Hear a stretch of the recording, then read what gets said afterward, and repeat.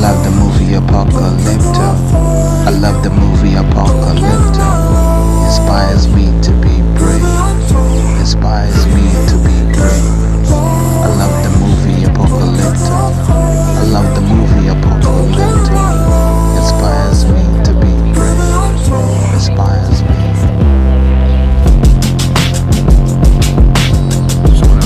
Been thinking about buying crypto, thanks to a good friend of mine I met online. She on time with the advice about looking to find suitable lucrative signs on the market, target important elements that can help you grow shark teeth.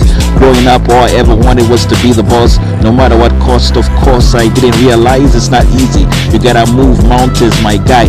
I forfeited luncheons, my guy. I forfeited Christmas with the fam, my guy. No lie, a lot of this is possibly the hardest thing you ever do, true, but the results make it worth it. Patience perching on your porch. It's time to understand the sport, but once you do, there's a lot to chew. I love the movie Apocalypto. I love the movie Apocalypto. Inspires me to be brave. Inspires me. I love the movie Apocalypto. I love the movie Apocalypto. Inspires me to be brave. The sky is not the limit, we did it, overcame the need to succeed. I brandished my weapon with ease. The eavesdroppers tried to know us, but they couldn't hear a single squeak. Silent banners turned to violet anchors, holding you down during stormy weather. Moved up from feather, weights too heavy. Heavenly mansions await me in paradise, but for now I wanna enjoy what I spent here on earth. Sacrifice on earth, still search for the perks. We unearth what we are worth like a time capsule. This life unravels deep-seated feelings we thought we had buried. A lot of women I still crush on are now married. Sometimes I wish it was to me, but then I understand and I wonder if I did, would I be a superstar rapper or just an average Joe? I ain't bugging about my calling no more. This was meant for me and I was meant for it, you know. It's time for us to go. I love the movie Apocalypto. I love the movie Apocalypto. I love the movie Apocalypto. It tells me to be brave.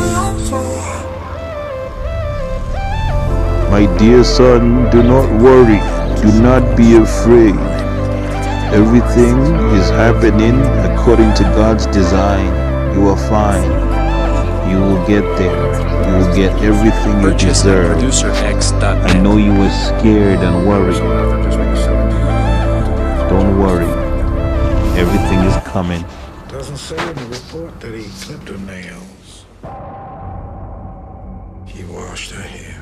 No mutilation? Not this time. He tortures him, makes him do things, and keeps him there for 3 days. This guy, he crossed the line, and he didn't even blink. Oh yeah, we right back up on this. Do apologize for the breaking in transmission. We haven't been able to broadcast for the last few days, but we're back now. Today on Film Review, we look at medical mysteries involving amnesia and lost memory. We shall look at Christopher and Jonathan Nolan's masterpiece, Memento, then tell you how that movie relates to the Sherlock Holmes universe. Hang on to your hats, it's gonna be an explosive ride, oh yeah, my guys. Christopher Nolan is often regarded as one of the best filmmakers of modern times. He has grossed at least $10 billion at the box office, so money-wise that's proof at least. He's what they call a modern Alfred Hitchcock, inspired by James Cameron and Steven Spielberg, whom he claims are his ultimate mentors. Nolan exists in a parallel universe. He wants to show the world just how weird our living is. His genre of film is borderline schizophrenic science fiction pretending to be James Bond films. According to Nolan, this works because James Bond is science fiction without explaining all the time machine stuff, because people just wanted that action kick-ass stuff. Chris, for this reason, pioneered a genre called metafiction, a combination of our daydreams, delusions, fantasies, and reality all in one spin.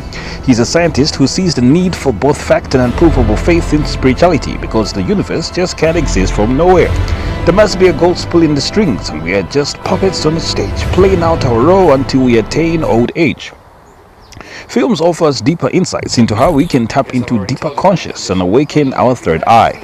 In 2000, Christopher and Jonathan's run of bizarre science fictions began with a film about Sherlock Holmes called Memento. Memento, starring Academy Award nominee and Hollywood icon Guy Pearce, is a film like never made before. It pierced my heart. To the ordinary eye, it appears like a dark version of Groundhog Day, with the protagonist forced to repeat everything over and over again. Well, it is, but more to it. You need to be sober to understand the drunk storytelling of Christopher and his brother Jonathan Nolan, those drunk guys. Guy Pearce plays Sherlock Holmes, a detective who lost all forms of contact from the previous incidents. What I mean is, Sherlock Holmes has induced himself with amnesia in order to keep his arch-nemesis Moriarty from finding him in this new parallel universe. Sherlock apparently faked his death after a fight with Moriarty and his very own friend Watson. Watson, my dear Watson, no more elementary, you hate me. Moriarty attacked him and threatened to kill and rape the corpse of his wife. Unbeknownst to Sherlock Holmes, the whole thing was a lie set up by his wife and his best friend Watson to get the better of him and steal his identity. It gets complicated in the Sherlock Holmes universe.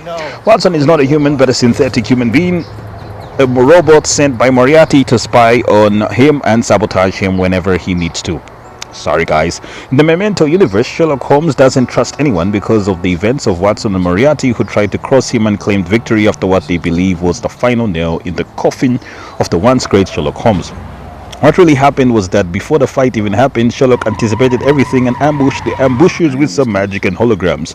I have you guys by the balls. He had to make sure it appeared he had died or lost his memory. Oh no, I'm weak. So after getting beaten badly, apparently by Moriarty, Sherlock Holmes faked his death. I win now. Then when Moriarty was not looking, quickly escaped, never to be seen again. Muhuhahaha. Sherlock in Memento returns, a broken man struggling to find salvation. He doesn't trust anyone, and to make matters worse, he has to undergo surgery to induce a state of amnesia just to make sure he forgets his torturous lover. This universe's version of Lois Lane is his lover. His lover crossed him so bad that he decided to forget her completely by performing a lobotomy to his brain, if you can believe that. Sherlock also chose to hide evidence that could incriminate him in his fight against an evil villain, Moriarty, who in this universe is Lex Luthor. Sherlock acts like a drunk man staggering through his own movie, searching clues about who he really be. He leaves little sticky notes to remind him of what he is and his actions. His amnesia is not fully overwhelming. He has control over many elements of his conscience, but he has to hide this or else the world could face destruction. Memento is thus a superhero film without the superhero stuff. We see the story through the eyes of Moriarty, constantly underestimating Sherlock Holmes in his ability to free himself from mental captivity. To make matters more dangerous for Holmes, Moriarty has found him in this universe and continuously tortures him with fake information about Sherlock Holmes being the villain and not the victim. You belong in a mental institution, you are a sick man. Towards the end, we are led to believe that Guy Pearce is the bad guy who got amnesia to get away from his lies.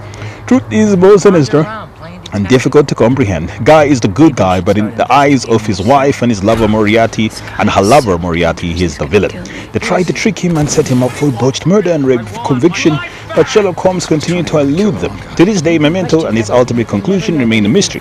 It is a nightmare and a daydream of a man haunted by his past actions. You see, even when the good guys win and does the right thing, he still feels guilt and remorse for the course he had to chart. What we see from Guy Pearce is not guilty conscience of a bad man, but survivor's guilt of a hero.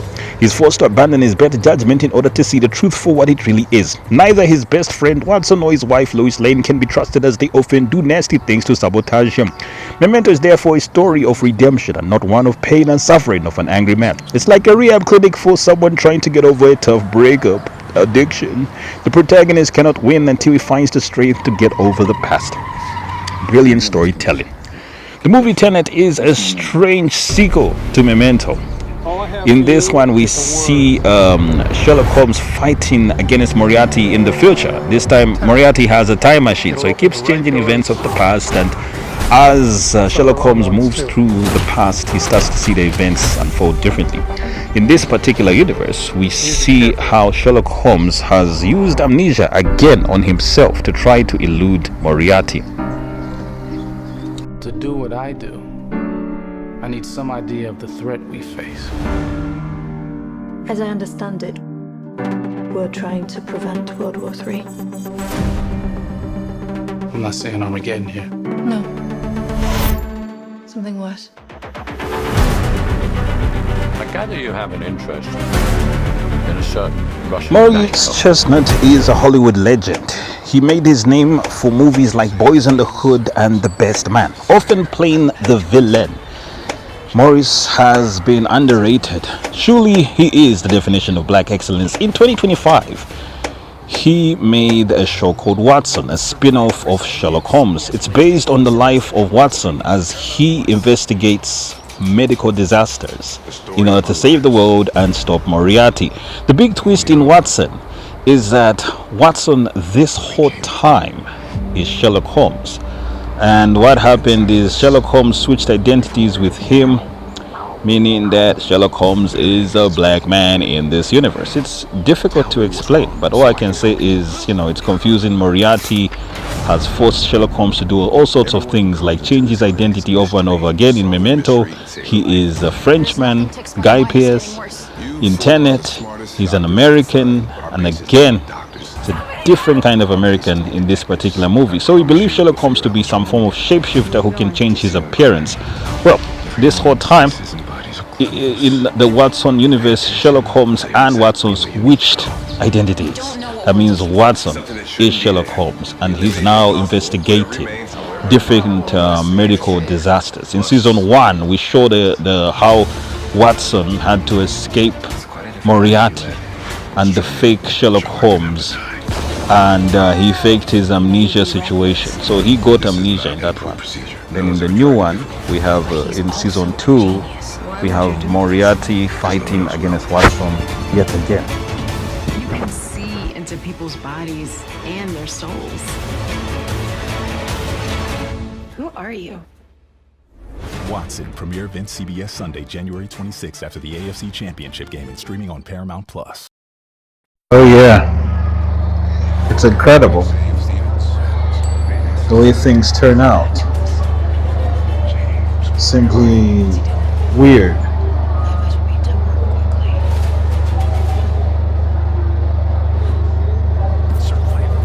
In Watson, Maurice Chestnut plays Dr. John Watson, Sherlock Holmes' sidekick and close friend leading up to the events of season 1. Watson got into an epic fight with the arch-nemesis of Sherlock Holmes, Moriarty. Moriarty tricked Watson into believing he had apprehended Sherlock Holmes and was thus about to murder him. At the edge of a cliff, Moriarty struggled to defeat Sherlock Holmes. When he finally got into a position of strength, he sent Sherlock Holmes tumbling down the cliff. Filled with grief and rage, Watson stepped in to avenge the death of his close friend. A fight ensued between the two of them, ultimately ending with Watson defeated and also thrown down the same cliff. To Moriarty, both Watson and Sherlock Holmes had been easily defeated finally, but that is not what actually happened. Before the events of the epic fight, Sherlock Holmes and Watson decided to switch identities and faces to fool Moriarty. And so in true Mission Impossible and Scooby-Doo fashion, the shape-shifting voodoo men switched bodies and eluded Moriarty. What this means is there is a setup for multiple plot twists. When Moriarty is at the edge of the cliff, he thinks he's winning. He punches Sherlock Holmes out and throws him off the cliff. Furthermore, he defeats John Watson with the same level of finesse. Sorry, Moriarty, but none of them are dead, and none of them were even there at the incident. They simply fooled you using holograms and robotic organisms that played the role of doppelgangers, my friends. Now you see me, next you see my evil twin, you gullible idiot. Ha ha ha ha. And just like that, Sherlock Holmes and Dr. John Watson escaped the villainous hands of their nemesis, Moriarty. As a gift to Sherlock Holmes and Watson, the American president built a hospital to help further the duo's medical investigations. That is where season 1 begins, with a black Sherlock Holmes pretending to be John Watson working at the hospital alongside John Watson's ex-wife. Oh my god. In the show, Maurice Chestnut arrives as a young, charismatic Watson. He's a man of extreme intelligence and uses it to disarm his enemies in a blink of an eye with an eloquent speech. A diplomat is a person who can tell you to go to hell just by smiling and waving at you. Hi. That, ladies and gentlemen, is what Watson is able to do. In the conclusion of season 1, Watson faces off against Moriarty again in a game of wits and dirty cases of food poisoning. Moriarty spiked Watson's food and water supply, not knowing that the guys who would be affected would not be Watson, but his double-crossing stuff, ladies and gentlemen. A couple of twin doctors secretly working with Moriarty are poisoned really badly. They have the worst case of COVID-19 ever, and if Watson doesn't come up with a solution, he'll have to put up an ad in the paper saying, "Hi, we are rehiring. Need twin doctors quick. The ones I had died of deadly diarrhea." Okay. During these events, no one is laughing except Watson. Of course, because he knows Moriarty would never let his own minions go to the other side. Dead side. Moriarty produces the antidote, surely, but then later it is found that he also had a bad case of food poisoning. Wait, no, not me too. Quick, Watson, give me the antidote too, I'm dying. How about no? For Pete's sake, Watson, why? You threw me down a fucking cliff, you asshole. Time to go bye-bye. Ha ha ha ha. And so, in a cold set of events, Watson kills Moriarty, finally. But that's not what happened. Moriarty and Watson decided to fake the whole thing to elude Moriarty's enemies. Weird stuff. Moriarty will return in Season 2, part of a mob game. In the opening episode of Season 2, Watson is seen enjoying life and making out with his loving new wife. Oh, life couldn't be sweeter. Problems come knocking in the form of a phone call that Watson ends up receiving in the cold of midnight. It's none other than his ex-wife looking to disturb Watson whilst he is making love to his new flame. Awkward, sensual healing. Well, luckily for him, he has a pretty good reason. Her mom is dying. She passed out in her apartment and she needs the blessing of a handsome ex-son-in-law before she drifts to the other side. Okay, I lied. She doesn't need that kind of help, but she's dying. She ingested some poison after finding out about the success of both her ex-son-in-law John Watson and that of her long-lost son, whom she is hiding from everyone, by the way.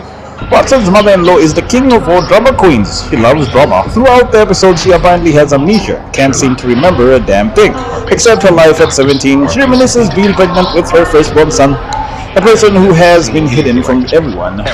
Because his foster parents fear his real mother might kill him. Awkward. In the end, Watson puts an end to his mother-in-law's shenanigans. Okay, that's about enough, mother. But how? By promising to rekindle his love with her daughter, and also by marrying her as well. Weird.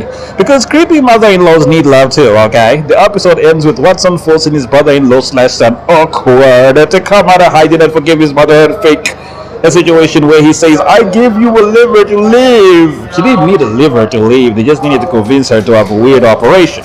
They embrace and it all ends well in heaven, but not really. This is a black family, you know, they might get shot by the cops. I'm kidding. One more plot twist.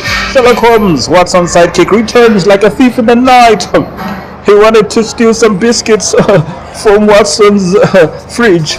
And he's here to cause more problems. Ha ha ha. Guess what? Sherlock Holmes, Watson is no longer your sidekick. He is now the main star. Remember, I told you Sherlock Holmes and Watson switched bodies. And you know, Sherlock Holmes, who is Watson, has had too much fun being Sherlock Holmes, but realized, damn, it's hard to be Watson. Yeah. So it promises to be really fantastic. Season 2 of Watson is a mind bender that promises great storylines. You gotta watch it. Our patients need detectives. I have never seen anything like this before, ever. Watson, new season, CBS Monday, October 13th, and streaming on Paramount Plus. The story of our lives. Who we are. Where we came from. Is written inside of us. Before we were born. Houston, we're clear for takeoff. But everything is. I could build a spaceship in my mind and launch it every time I think about life. I could build a spaceship in my mind and launch it every time I think about rhymes. There's nothing to explain why he's getting worse. Put a Four of the black smartest man doctors I could find. in But our patients don't need space. doctors. Illa Our mass patients need me detectives. big. I promise you, we'll figure out what's wrong with you. Where are you going? To the scene of the crime. Everyone's faces and bodies are clues. Pay attention and tell you exactly where you need to go. We don't know what we're looking for. Something that shouldn't be there. We eliminate the impossible. Whatever remains, however improbable, must be the truth. Must be the truth. It's quite a different life you led. I was trying to help him. Sherlock didn't have to die.